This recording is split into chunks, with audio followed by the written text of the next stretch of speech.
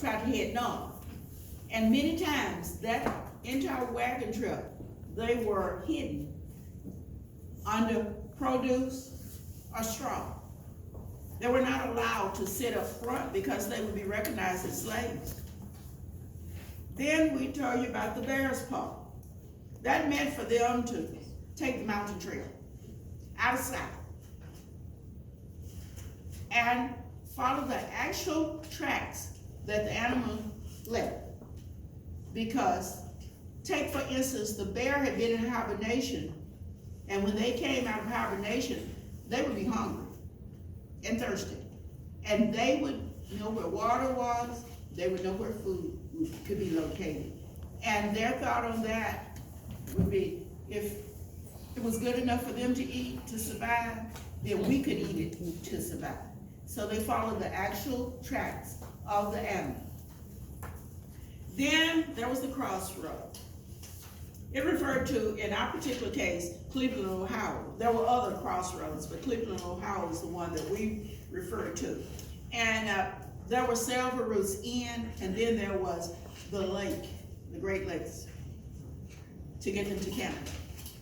So at Cleveland, what they would do would go in, get a bath, they would change clothes, and it's amazing what a good bath and a good hair washing and combing and clean clothes would do for a person. They could make them look brand new, especially the slaves. And that was the halfway point of their journey.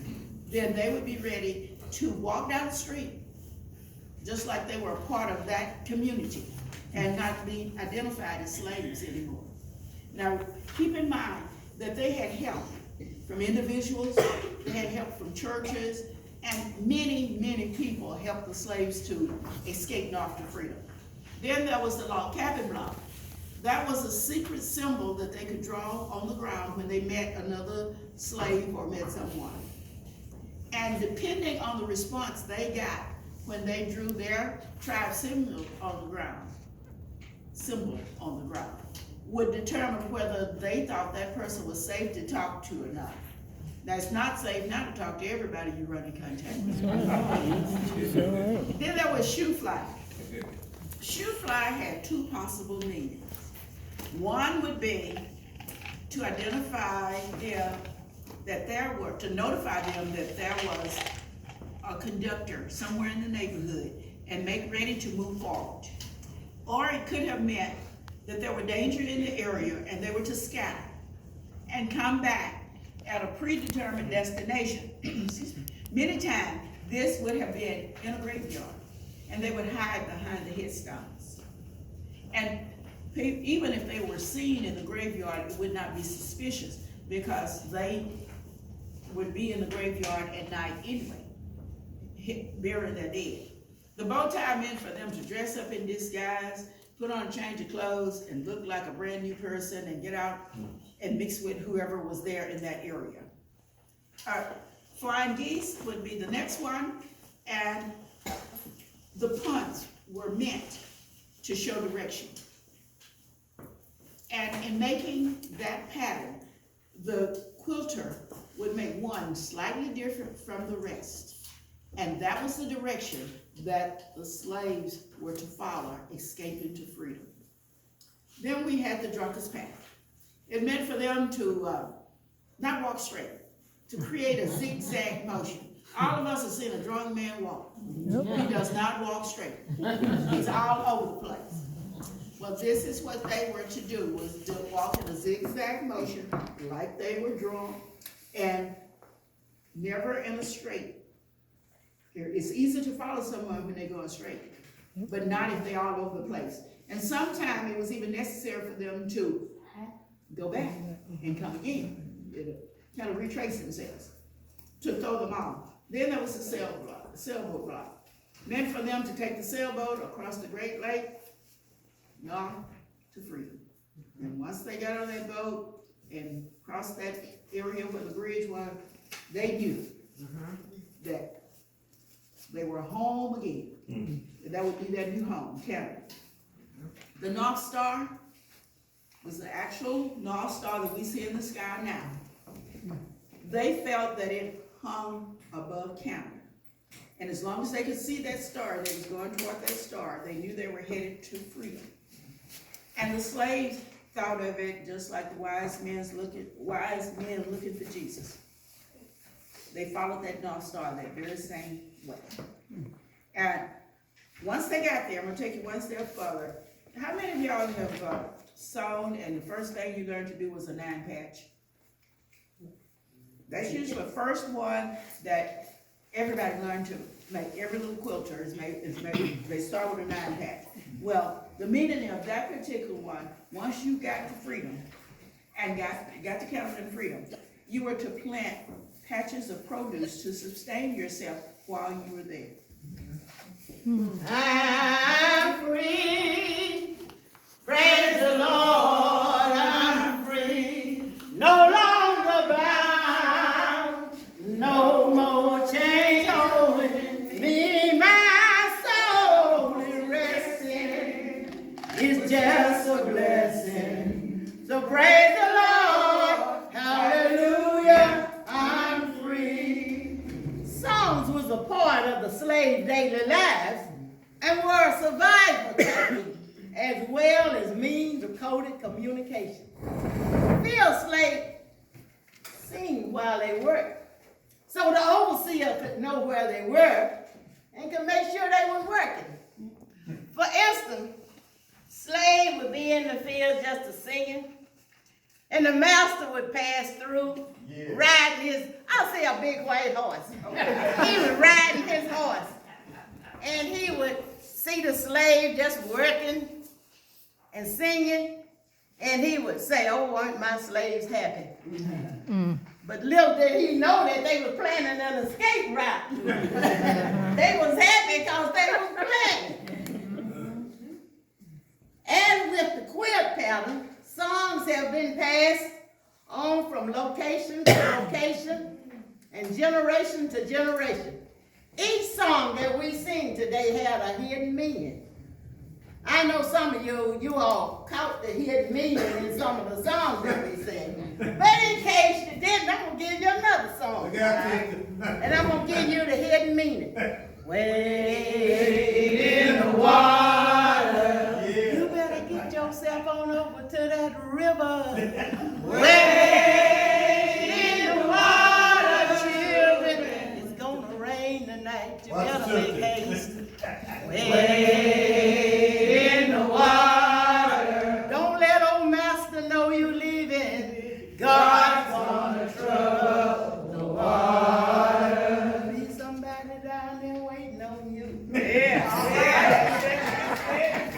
And then there was grandma. Yeah. All right. I see quite a few grandmas in here.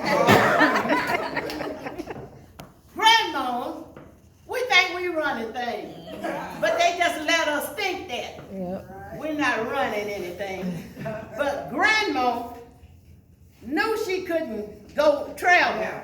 So grandma would get on the front porch and she would sing her type of song. And she would sing what we call old 100. Yeah. I know some of y'all familiar with the old 100. Yeah. We don't sing that too much in church no more. We're contemporary now. But they contemporary put a lot of pressure on the preacher.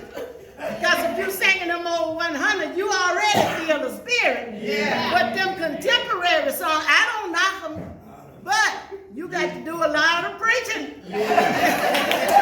To get where you need to be. So that put a lot of pressure on these preachers. But when grandma would get on that porch and start singing that old 100, that told them slaves what to do. Yeah. And one of them songs she would sing would be, I love the Lord, He heard my cry, and pitied every groan. Long will I live in trouble rise, I'll hasten to His throne. Now when grandma started singing that song, them slaves started getting in gear. Yeah. They know they were going somewhere. The coming of the railroad train opened up a faster means of transportation for fleeing slaves. and created a whole new spiritual vocabulary. The word chariot was replaced by train. We have a new song. I'm going home on the morning train. I'm going home on the morning train. In this train, let me too late. I'm going home on the morning train. Back train, get your load. Back train and get your load. Back train, oh, back train. Back train and get your load. I'm tired now.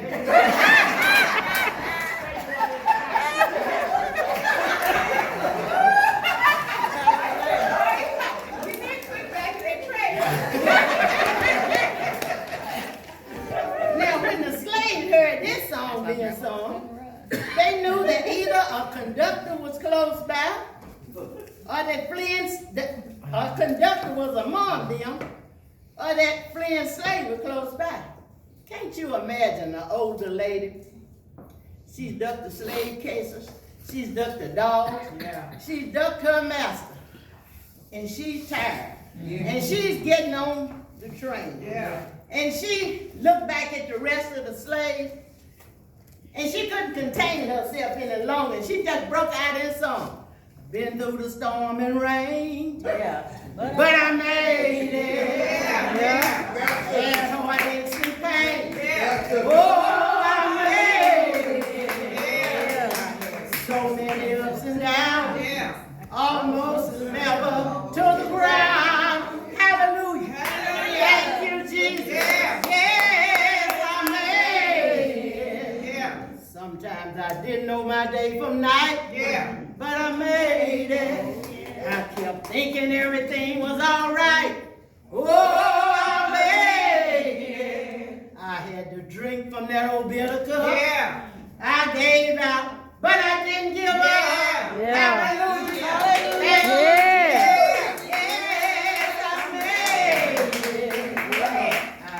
Down to my last dime, but I made it. My so-called friends couldn't be found. Oh, I made it. I asked the Lord for some help. I just couldn't make it by myself. Hallelujah. Thank you, Jesus.